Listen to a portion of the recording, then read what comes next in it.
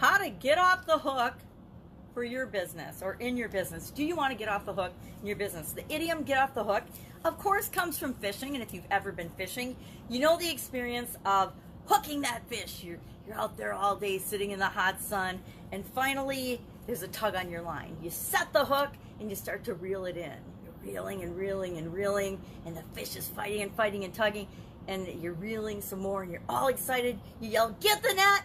And right as somebody goes to put the net in and you lift your pole, bam, the fish gets off the hook and it gets away. And you're devastated, of course, because it was the trophy fish of the day. Or we used to play a game where whoever got the first fish and the most fish would get, in our family we played this game, they would get I think we started out as a quarter when the kids were really little, and then it went up to $1. So everyone, of course, wanted to catch the first fish and the most fish. I maybe won that contest once ever in all my decades of fishing with the family. I was not the best fisherwoman, but I always enjoyed fishing. And to me, this idiom, it means a lot. It means, of course, to want to get out of a tough or difficult situation, to want to get out of trouble, right? If you're a fish and you're hooked by the lip and you know you're going in the boat and going to be in the fry pan soon, you're fighting for your life and wanting to get out of trouble. You might be in a distasteful situation. You might be in a bad relationship.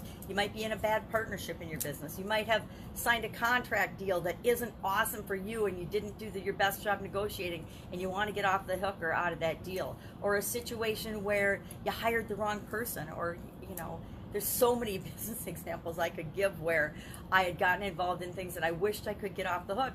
But in some of those, I didn't, because I always honor my word, and so I just dealt with the situation as best I could.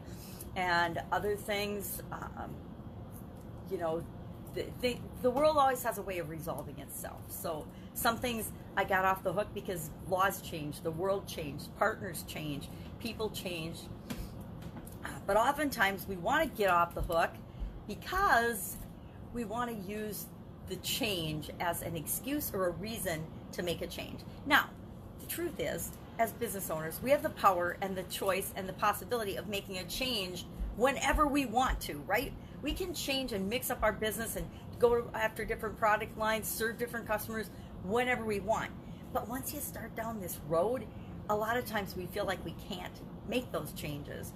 I went down that road with a customer. I had a customer that was super bad for my business for a year. I put up with their bad behavior and their not treating my people right, my customers and my team right, for a year before I finally got up the guts and the gumption to say stop.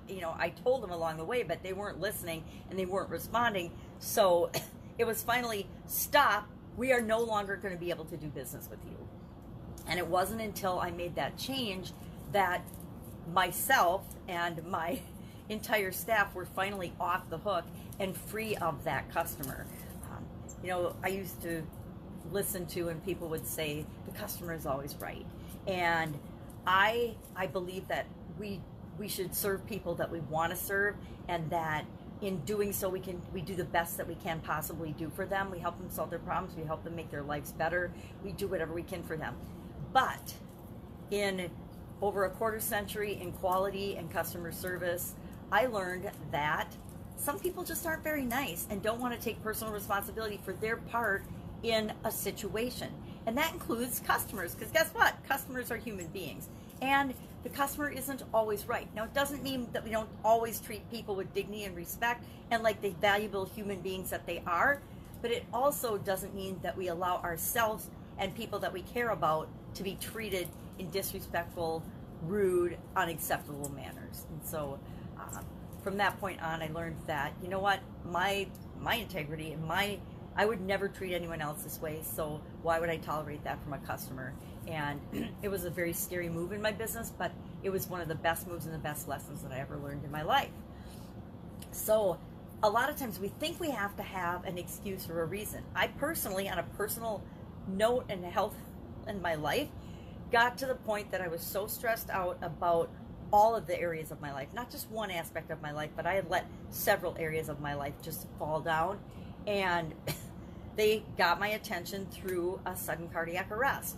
I had to actually have a huge health challenge of my own before I gave myself permission to let myself off the hook to take my life in the direction that was right for me. Because like many people, I grew up believing I should do this, I have to do this, this is the way we be successful.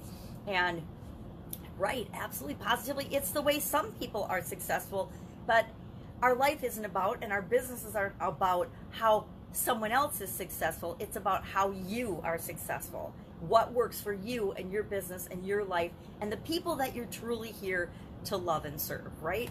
So sometimes we're looking for a reason and a way to get off the hook. Excuse me. And as painful as the changes that we're going through with COVID-19 and this pandemic might feel, the world's just now starting to open up in different areas. Not yet in my area, but in Texas and Colorado and some other states. And I'm not watching the news, so I'm going to have to check into it today. But,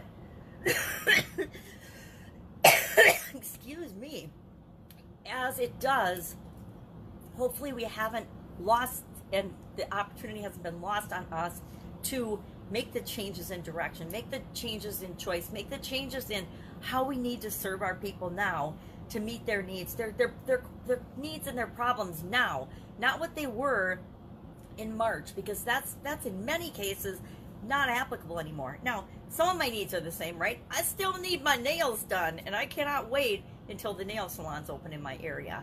But other things, other needs are, but that's a good example, because the way my nail salon did things was absolutely, positively, if they're still doing things that way, I will not be going back to them. Not ever.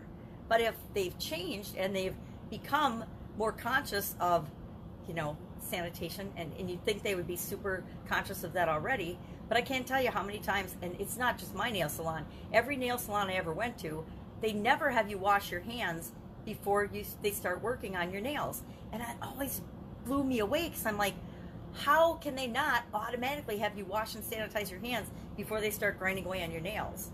They don't know where you've been. They don't know what you've been doing with your hands when you come in there. Now, I purposely always went in with clean hands, but I don't know what anyone else did, right? So there's an example of a business, any small business, any big business, that needs to look at what they've been doing and what they can be doing to make a better, more safe, more sanitary environment for all of their customers and all of their clientele, no matter what business they're in. So we're off the hook, and COVID-19, I think, will be the biggest reason and the biggest excuse people use for business failures, for financial not meeting their objectives, for whatever, for who knows how long to come. And that's okay. If you don't want to do your business anymore, and COVID-19 gave you the opportunity to shift gears and stop doing that business, awesome, then do that, but move in the direction that you want your life to go then.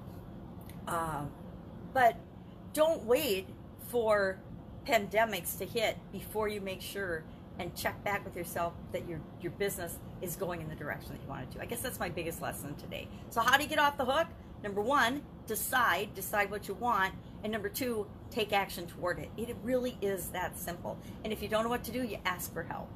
That's it. That's our idiom for today. I hope you enjoyed it.